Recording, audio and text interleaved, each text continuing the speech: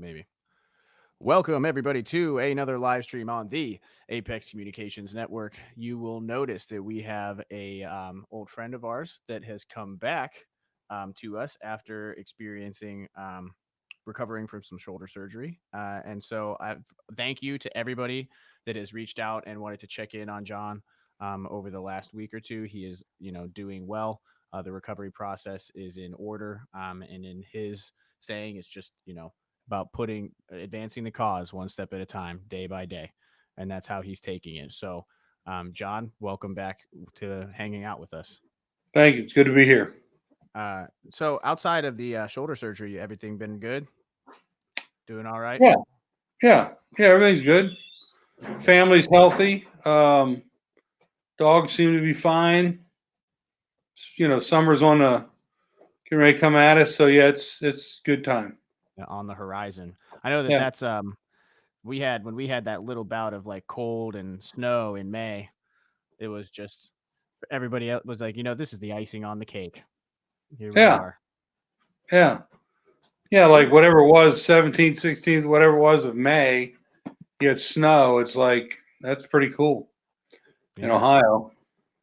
And 3.5 months later, we'll be wearing our jackets to the high school football game or whatever. Exactly. Yeah. We have that short window of time Right. in the Midwest with the summer. Yeah. I'm going to give a shout out to my cousin Tobias here. So Bister is a village in Slovakia. We'll go ahead and give him a shout out. Thanks for tuning in, Tobiasko. Ďakujem pekne. And we'll give it a couple more seconds for people to kind of filter in. And I'll explain what we're going to talk about today. So this has been a live stream that we've had on the docket for a little while. And just for, to give Jon a little bit of a chance to kind of recover from the shoulder surgery and everything. I'm not a slave driver by any means. So, we're not going to force a live stream when there's important time that needs to be taken for recovery. But this one has been something that's been requested by you guys for a while. Which is the episode where Jon is going to talk about some of his experiences raising children and some advice that he's going to be able to offer to both new parents and people that have been parents for an extended period of time. So the questions that we're going to kind of go over today, I want to announce these at the beginning. I know we normally kind of announce them as we go along, but I think for this one specifically, I want you to be able to have the entire context in your head from the very beginning. So, question one today is going to be love is spelled T.I.M.E. Invest it in those you love. Number two is going to be kids won't cost you any more than you have. And number three is the moment my girls learned how to ride a bike was one of the most exhilarating moments in my life. Now, when I first read those questions, because the way that we get these questions is we source them from these documents that whenever anybody wants to start a podcast or start to getting into writing or anything like that, there was a piece of advice that was given to me to write what Ed Robinson, the gentleman that gave me the advice, calls the 52 Theses. And these are 52 phrases that you live your life by. And it's meant to cover all 52 weeks of the year so that you have something to post about or something to include in a chapter for every week of the year. Jon went above and beyond and ended up with 80 plus of these sayings. I think we're into the 100 plus of these sayings. And that's what kind of gave birth to these live streams was all of these pieces of advice that Jon took the time to go back through his life and look for these pieces of advice that he's chosen to live his life by, things that he's learned, and now we're passing off the dividends to you. So, Jon, why don't we start with that first one? The love is spelled T.I.M.E. Invest it in those you love. Well, it's real. For me, it's real easy because some families are planned. Some families just happen. Mm-hmm. In our case, our girls were planned. They were desperately waited for, and we were ready to love them, nurture them, and take care of them for the rest of their life. And so I just think, now first let me say, especially to the parents, is number one, I know everybody has to go out and make a living. Okay. So if you're over the road salesman, if you're a truck driver, if you're, bartender, whatever, everybody's got to make a living to take care of their family. That's probably priority one. Okay. Mm-hmm. But then outside of that, there's the peripheral time we spend with our friends, we spend with our hobbies, we spend with our sports, we spend with whatever. And a lot of that can be negotiated or readjusted. So the one thing that mattered to me from the time my babies were before they were born is I want to make sure that I spent the time with them to really be a part of their lives. Mm-hmm. And so in doing so, that's how I structured my career. Long before I had kids, I knew that I wanted to have evenings off and weekends off. And so I looked for jobs that would give me that, flexibility.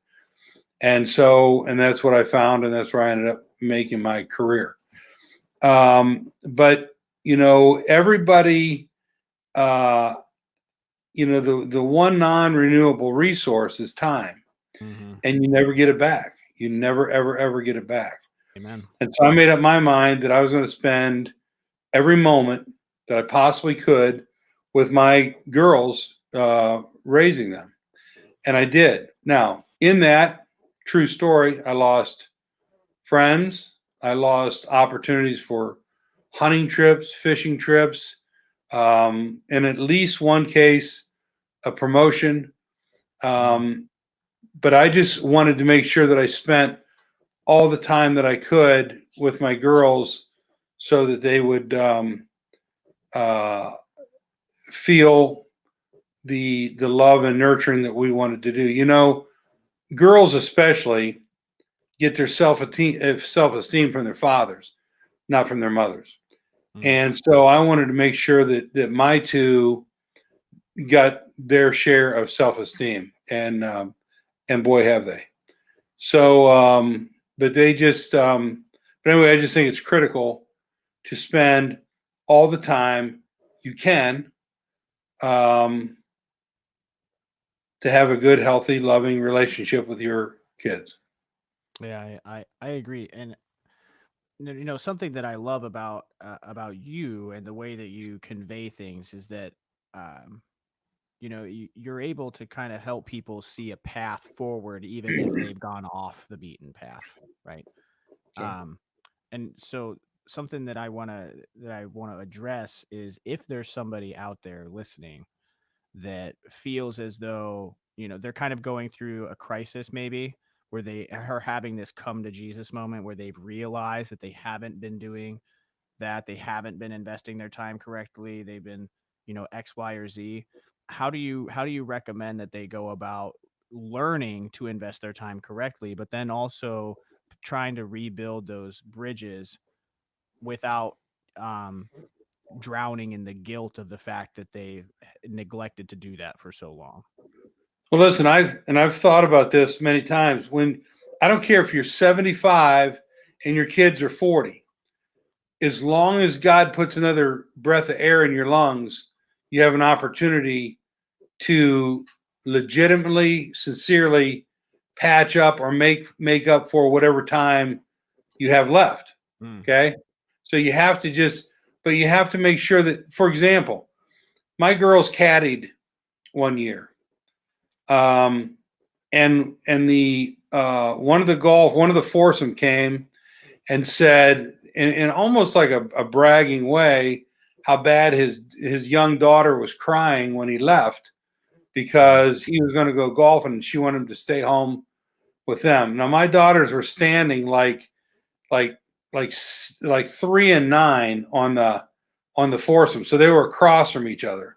Mm-hmm. And independently, without telling each other, they both thought, man, my dad would have never done that. My dad would have stayed home Right. with us.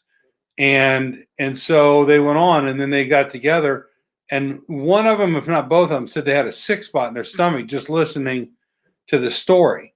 Mm-hmm. Well, here's the thing, and it's a priorities thing. I don't care what anybody says. It's a priorities thing.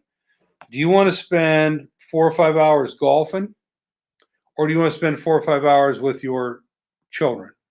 It's Mm. your choice. Mm-hmm. You want to go trap shooting with the fellas, or do you want to? So the point is, it doesn't matter. It's what your priorities are. I'm not saying you can't golf, fish, trap shoot, go to quilting, hang out with the girls, whatever you want to do. That's all good, fine, and healthy. But I always say just make sure that your stuff is tight at home first. Right. Usually, the only time I would go do stuff like that is if my wife and daughters were doing something that did not include me. Mm.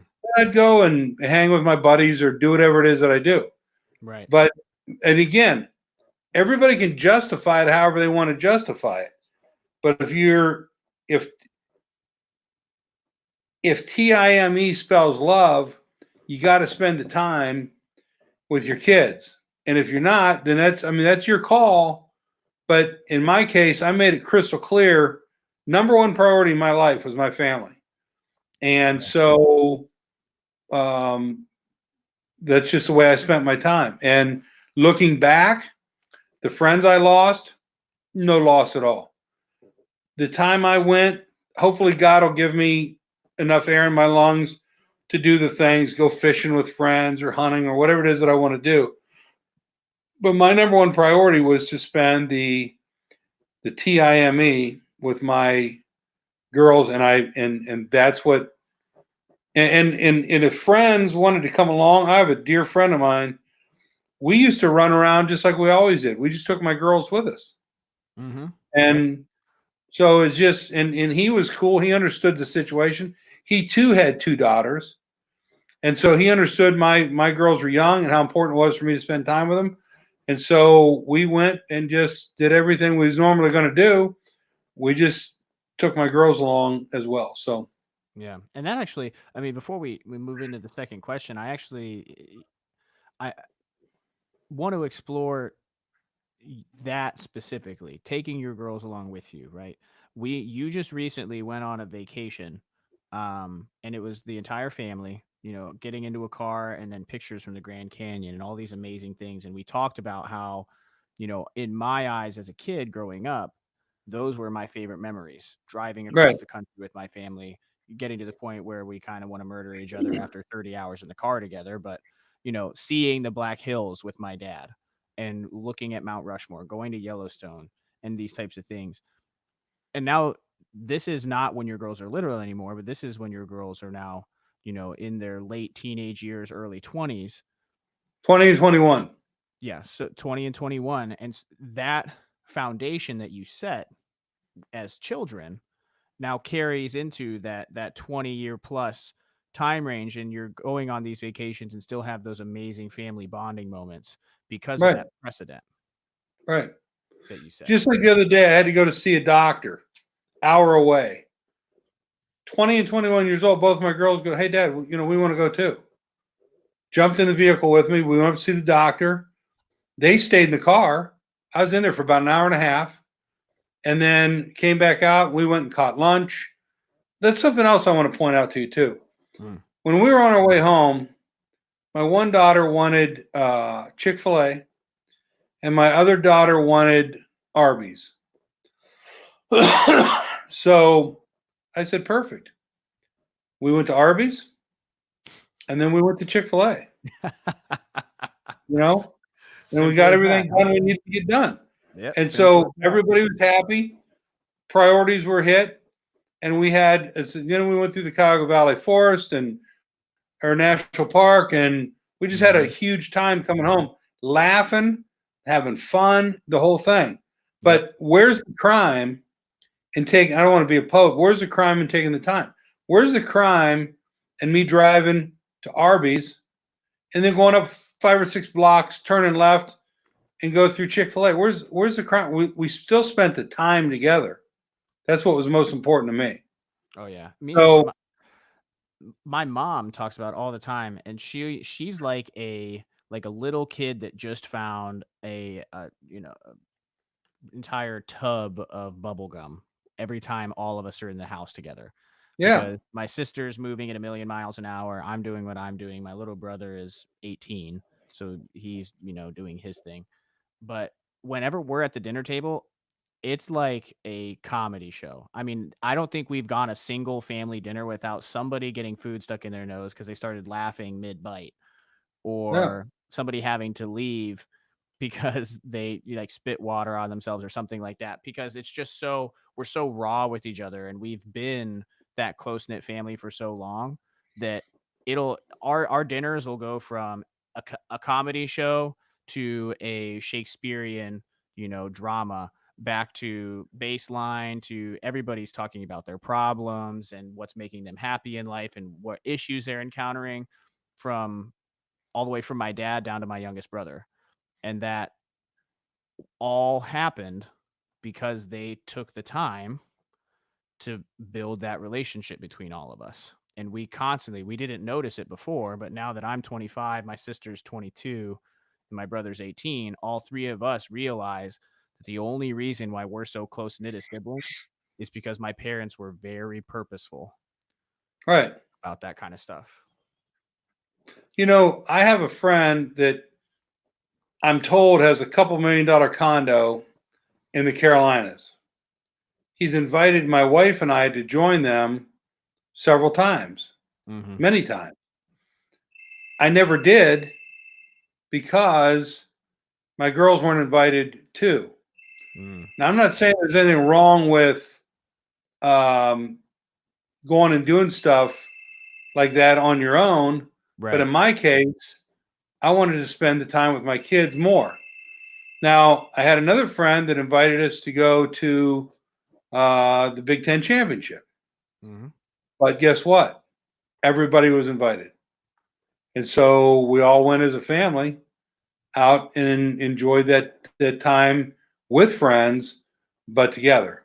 And again, I don't want to bore anybody with the details, but to me, it's just wherever your priorities are, and if you want to invest the time. Yeah, I agree.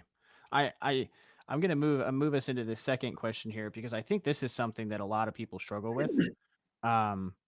Especially like with everything that's going on right now. I know a lot of people that are trying to have children, or are women that are about to be due and are going to be bringing a life into the world and are scared right now because of everything that's going on, the pandemic, the economy, and all the other stuff. Um, to the point where I've had somebody look at me and say, I don't want to have children because I don't want to bring them in to what I may not be able to provide to them. Right. Right. And this second question really, I think, nails that. So why don't we explore the kids won't cost you any more than you have? I had a very wise mentor in my life. His name was Jim Haney. He has since passed away. But many times I'd have discussions with him about things that was going on in life. I'd like to tell you it was my analogy, but it wasn't. It was his. And I had a very similar conversation with him that your friend just had, where I said, hey, Jim, I don't know if I'm going to be able to afford kids. And he said, hey, Johnny, kids don't cost you any more than you have. And that's so profound to me, because they're right. Here's what's almost free. Clean is almost free. Clean clothes, clean face, clean hand, clean place to sleep. That's almost free. So love, incredibly free. Just love them. And kids can have fun. How many times you heard the story about a kid gets a gift for Christmas, they set the gift out of the box and end up playing in the box? Yeah. Yep. Every kid doesn't have to have whatever the latest PlayStation or whatever it is going on. So kids don't cost you any more than you have. You just do the best you can. But number one is have fun. I heard one time about a bunch of Fortune 500 CEOs, and the one thing they said that they looking back at their career that they missed out on was the time. And I don't want to go past question one and go back to go past question two and by going back to question one. But if you spend the time with your kids, that you'll have the money to do some things. You may have the money to do a lot of things, depending on where you are financially. But the most important thing is that you get to spend and invest the time and let them know that they're loved. And go for a walk, do anything, read to them. I used to do this thing when my girls were little. It was the life and times of Mr. McFibber, and it was a pretend book that was real big, and one would sit on my right, one would sit on my left, and I'd get this pretend book in which they each had half. We'd put the book together. I'd lick my finger, go through the pages, and I'd tell them a story that was about 1%, 2% true about me, and then I would fictionalize the rest of the story and tell them a long bedtime story, The Life and Times of Mr. McFibber.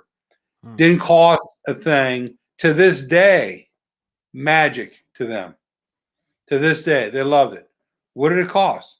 It cost me to sit on the side of their bed, one of them, in their little jammies, the other one in their little jammies.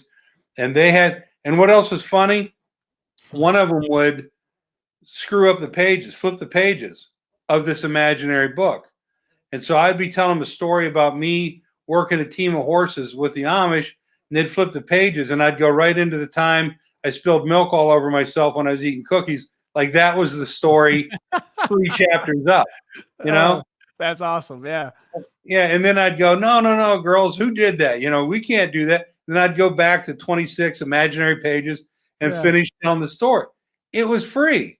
Time doesn't, or kids don't cost you any more than you have. Mm-hmm. You just do the best you can. Instead of 26 pair of Nikes, maybe you only get 3. Instead of getting a computer every 3 years, maybe you stretch out, get a computer every 6 years.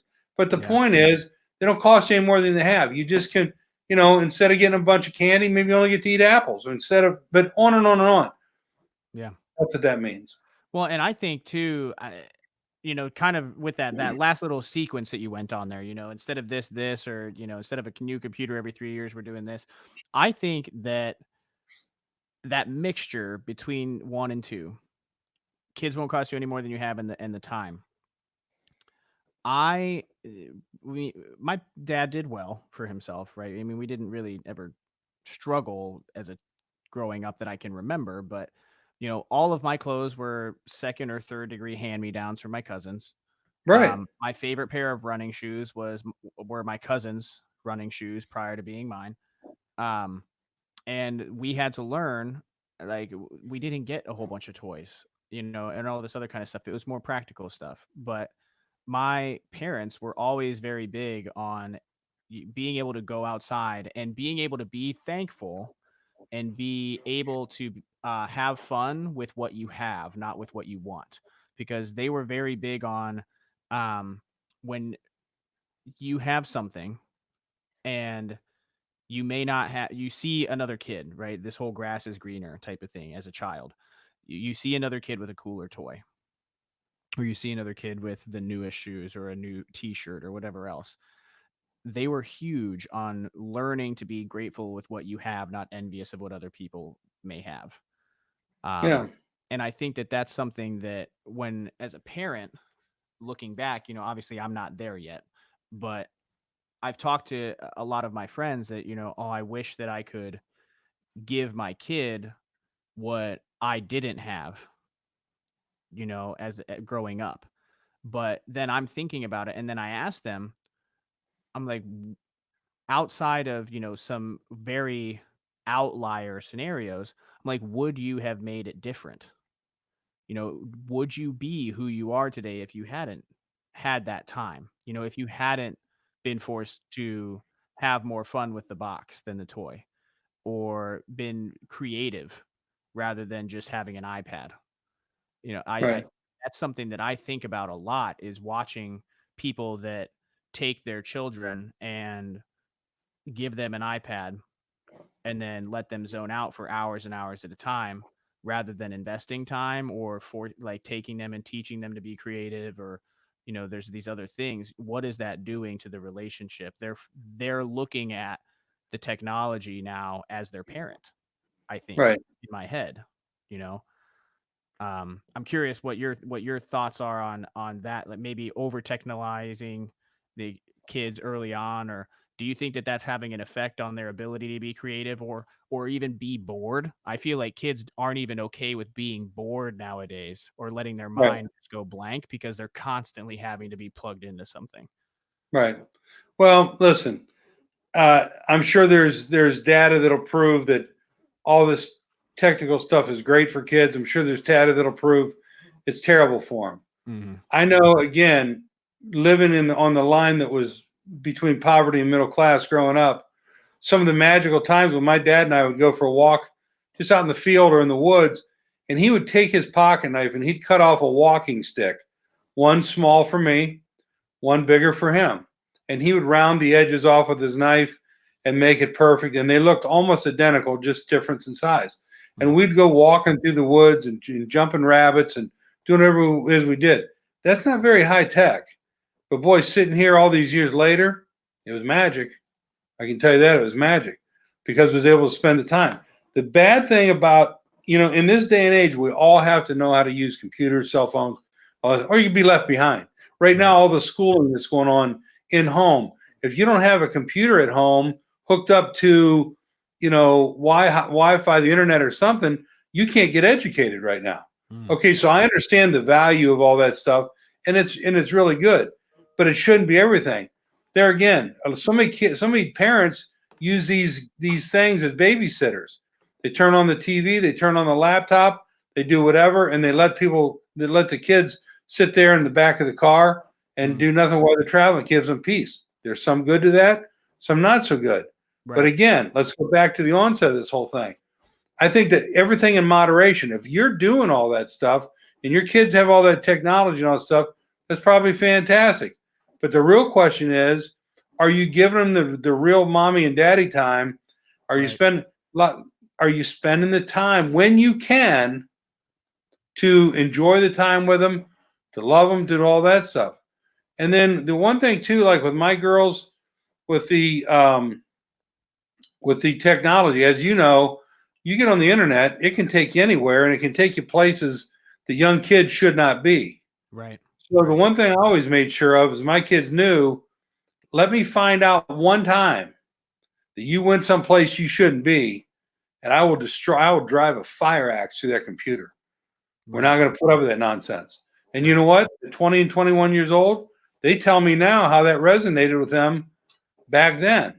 But you have to mean what you say and say what you mean and follow through with that in love and discipline. Yep. But at the same time, I think all that technology, you have to work it in somewhere, because if you don't, kids are going to be left behind. My parents wouldn't have any idea how to do a computer. I know a fair amount about it, but nothing compared to you, nothing compared to my daughters, right. And so you're crazy if you think you can keep them away from it, but it just has to be in healthy doses that's controlled and beneficial. Yeah, I like that. I like that balance, being Right. able to find that middle ground between benefit and just chalking it up and using it as a babysitter. Right. Right. Yeah, Right. I like that. So this is the final question is actually the one that I think I'm the most curious about. Because your eyes light up every time I say this sentence. And so I'm really excited to hear everything surrounding this last question. And it's the moment my girls learned how to ride a bike was one of the most exhilarating moments in my life. Now, why was that, John? Okay. Let me tell you something. Not to bore you with anything I've done in my life, but I used to be a firefighter. One of my specialties was heavy rescue. That was pretty exciting. I've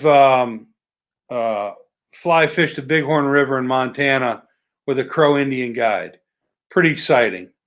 I've hunted wild Rocky Mountain elk successfully. Pretty exciting. I've flown airplanes by myself cross country. Pretty exciting. Okay. But when I saw my daughters struggle and fall, struggle with the training wheels and fall, struggle with the training wheels, can't get the balance. Then you take the training wheels off, which is metaphorically happens a lot in life. At some point, you got to take the training wheels off. Mm-hmm. And to see them, you push them with no training wheels and they crash, and on and on and on. Well, then finally I took them over to the school baseball diamond. The sand was fairly hard, and it gave them the push, and they swerved and wobbled and put it down, swerved and wobbled and made it a little further and put it down. But the time that they swerved, wobbled, got control, straightened up, and took off around that baseball diamond was absolutely magic to me, because it was a huge accomplishment for them. Mm. It was awesome as a father, and my wife was there, and it was awesome as a father to be the one to push and let go of that seat and just say, pedal, baby, pedal. And they catch on and away they go. Mm. So, of all the cool things and I've done in my life, I proposed to my wife in a cool way, got to get married, a lot of cool things. Of course, the birth of my children was exhilarating, but man, to see them as young kids take off on that bicycle, and they both did it, and they both did it in the same place, a year or so apart. But it was just the magic of watching them just grow and accomplish something in front of my very eyes. And so when I look back at a lot of the cool things I've got a chance to do in my life, man, that's right up there in the top 1, 2, or 3. Now, with that concept, I mean, the training wheels, the falling, the getting back up, the moving, have you felt any similar experiences to the bike ride, watching them grow up and try different things in their either careers or throughout high school in sports? Does that feeling kind of resonate, or is it? Absolutely. And here's the thing, Jan, let's just go back over the time that we've known each other. Hmm. There was a time you had training wheels. Me too. There's a time we thought, well, shit, it's time to let the wheels off, see what happens. Yeah. Didn't come out as good as we'd hoped. Mm-hmm. But each time it got a little bit better and we got more comfortable with it, to where there comes a time you think you can put a positive product on the field and help somewhere in life. Well, Mm-hmm. the same with my girls. My girls, when they got into sports, they weren't very good. They tried, they got better. They never did become Olympic athletes. I'm not so sure my one daughter ever won a race. I think we were happy when she didn't finish last, but she got better. Mm-hmm. When they tried out for cheerleading, when they tried out for different things that they tried to do, it wasn't. And so it hasn't been like I can sit here and tell you that my kids have been victorious at a world-class level on everything. But here's what I can tell you.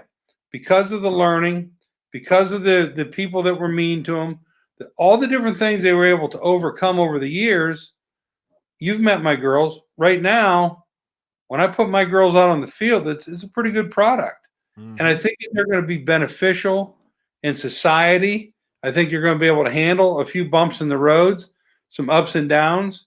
And that's what, so the bike is actual and it's metaphorical. The story I told you really did happen. But at the same time, it's happened over and over again throughout their life. And they've had some really good successes, and they've had some things that weren't that successful. But you just keep on dusting your pants off and throwing leg. We had a horse years ago. His name was Bo. Bo was running through the arena one time with my 2 girls on the back. My daughter, Lauren, was in the back. And as he started to run, she dug her heels in to his flanks. Anybody that knows what that is, it's just in front of their back legs. Mm-hmm. And that's what tickles them like in rodeo to make them buck. Our sweet horse, Bo, he never bucked, but he started bucking that day. And he ran almost straight in the wall and dumped them both off in a turn. And they both hit the ground, wham, hard. Okay? So guess what? The first thing I did, got a hold of Bo, walked over, didn't even give him a chance to think. Set Lauren up, put her on the saddle, take him around the arena. As soon as she was done, didn't get a chance to vote, set Audra up on the saddle, boom, take him around the arena. Okay? And that's how it is in life. You crash bicycles, you crash horses. Thank God I didn't crash a plane. But you crash things, and sooner or later, you get up and you dust your stuff off and you move on to the next thing. And I think that's, so like I said, it's literal and it's metaphoric, but I think it matters. And at that particular time with the bicycles, man, it mattered a lot to me. Yeah, Chris Ledoux says it really well. You got to cowboy up when you get knocked down. Yeah. Right back in the saddle is the moment you hit the ground. Yeah. Yeah. And that's what I did for them. And, did it on the bike, did it on the horse. And there's been things that had nothing to do with anything mechanical or animal, but they still got knocked back on their hind ends every once in a while. And the deal is get up, love them, tell them how proud you are of them, dust their pants off, back in the game we go. Yeah. That's love. That you being able to compare love to that concept, right? That giving people the ability to get up and keep moving. Me and my aunt just had a really, really raw conversation. And if you want to go back and look at it, people that are listening, you can go back through our timeline and look for the conversation with my aunt, Janet Wilkes. It will be in the title, but we dug deep. I mean, we talked in that live stream. We talked about the moment where she was sitting in my truck, and I looked over at her and I said, "Aunt Janet, I've been abusing drugs for the last 3 years." And we talked about what that moment was like, and we talked about what my path was to telling my parents about it. We talked about um, me getting pulled over on 62 at 2 o'clock in the morning, and all of these darker, times that I got knocked on my hind end, mostly because I was a jackwagon, but I was still got kicked, right? And the one thing that she said in that live stream that just resonated with me, she was like, because I told her, I was like, I attribute a lot of why I am who I am today and what I'm doing right now to you. And she said, I didn't do anything but love you and listen. She said, you did the rest yourself. All I did was listen and let you know that you were going to be loved regardless of what you had done in the past. She was like, Right. and she made it a point to, like, that's not okay, but the fact that you're telling me, because at the time I was already a sophomore in nursing school, I was doing well for myself, I was in the military, had my own place. So the only reason why I wanted to talk about it is because it had been weighing on me for so long, and I Right. wanted to get it out. And she was like, the fact that you're bringing it up, just the way that you talk about love and time and everything is hitting super hard, just thinking about that moment with my aunt where all she said was, I didn't do anything but listen and love you. Right. Right. And that's Yeah. all the Well, support I guess needed. what? Here's the secret too. This thing we're talking about, it's not just for kids. Yeah, it's good for kids, and I hope everybody loves their kids. But it's not just for kids. There's somebody to your right or to your left that's going through something right now that just needs you to be non-judgmental, be gracious, show some grace, be gracious, Yep. and love. And let them love, especially men. Men always got to be such badasses. They don't want to show any affection, all that stuff. There's nothing wrong with saying, hey, friend, dude, I am here for you. If you Yeah. got That something you need that to get drives off, me so insane when people yeah, say, like, "Oh, I can't," all the time I talk to my buddy that's a Navy SEAL, and I end every single phone call with, "Hey man, I love you," yeah. because I don't know Guess, where he's headed. guess what? In my house, here's our policy. We will hug you and we will decide when the hug is over. Oh, Let that's me tell you a quick story. My dad is a big two-fisted, tough, hard guy. He was a yeah. tough guy. And I'd say this all the time, but it's true. His hands were like 80 grit sandpaper wrapped around bricks. Okay. And I don't Yeah. recall him ever telling me he loved me growing up. Well, now I'm about 20 years old and I'm on the verge of being kind of a strapping lad at that point. Mhm. I was farming and I was landscaping and I was digging graves and all that stuff. And I remember one time I walked up to him and we would always shake hands, like men, we'd shake hands. Mhm. All right, I'll see it. We shake hands because we're tough men, right? Right. I shook his hand. I got a good grip on him. Hooked my finger up over the palm of the back heel of his hand, so I had him good. Squeezed down. I put the swim move on him. Pulled him across his arm across his chest. Put him in a headlock and kissed him hard on his sweaty cheek. And I said, "Yeah, guess what? I love you." And you know what? That broke him. Yeah. He told me he loved me, every time we parted, every time from then on till the day he died. Wow. Wow. There's no crime, dude. I'm telling you, there's no crime in kindness. There's no crime in love.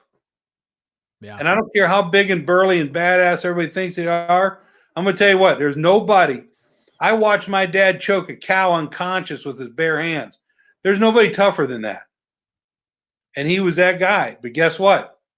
When I put the swim move on him, I decided when that hug was over, and after that, we told each other we loved each other all the time. There's no crime in that, Jan. And I've watched many a burly man, as you say, have their finger wrapped around, and it'd be completely, now I won't say demolished. Demolished is the wrong word, but their toughness disabled by a small child or by somebody that tells them that they care about them. Yeah. But guess what? It's the same if you're a grown-up child too. If you let people know, people are starving to death for love. They're starving to death for affection. They're starving to death for somebody that respects them, somebody that cares. Right.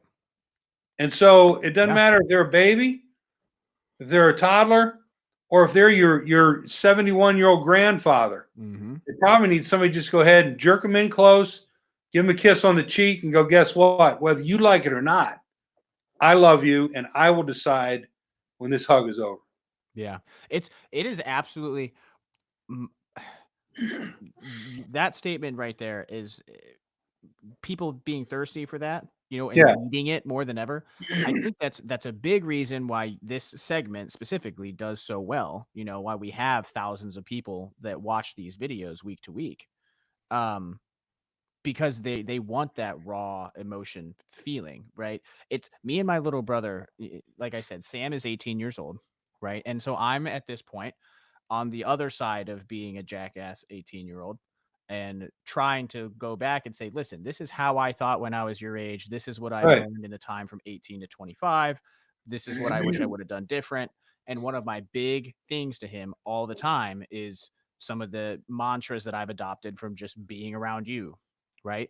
Where I'm like, you always leave a positive footprint. You always treat people with respect. You don't be afraid to tell people that you love them.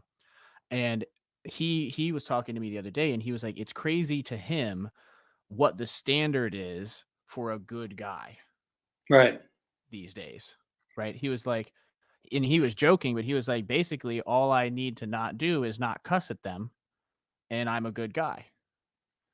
And I was like, wow, that's a sad standard. But then when you have somebody that is that outlier that sticks out because we act different, because we hold ourselves to a different standard, because we choose to invest time, and it's not just relationships. That's not what I'm talking about. Just, choosing to invest time with the people that you love, whether that's friends, family, or a significant other, making sure that they know it consistently and not saying it, but showing it. And making sure that they know that I'm not just telling you I love you. I'm going to give you a hug, and I'm going to decide when it's over. I'm not just to tell you I love you. I'm also going to come pull you out of the ditch at 3:00 in the morning if you need it. I have types of things. I have a friend that I'm very, very close with, and he had a dog, black lab, but it was a big dog, but a dog, family pet that died. Well, he was crushed. And guess what? I said, you know what? Let me come over, be with you. Let me dig the dog's grave for you. And so I did that.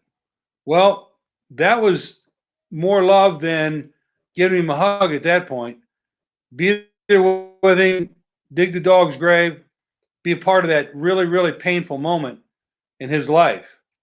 And so there again, it doesn't have to be money. It doesn't have to be monumental. It just to care. Yep. Just to care, just to help, just to listen, just to not judge. Just to say, you know what, I'm here. Yeah, there's a friend of mine that works at the hospital, and I'll never forget. She's having a really, really, really rough time. And I won't dive into necessarily why, but all I did was take a cookie from the break room, put it in the microwave for 15 seconds, and then put it in front of the desk that she was charting at. and said, "Here, like, I feel like you need this," right? And then the running joke for like ever on the ICU is that if somebody was having a bad day, all they needed was a warm cookie, Right.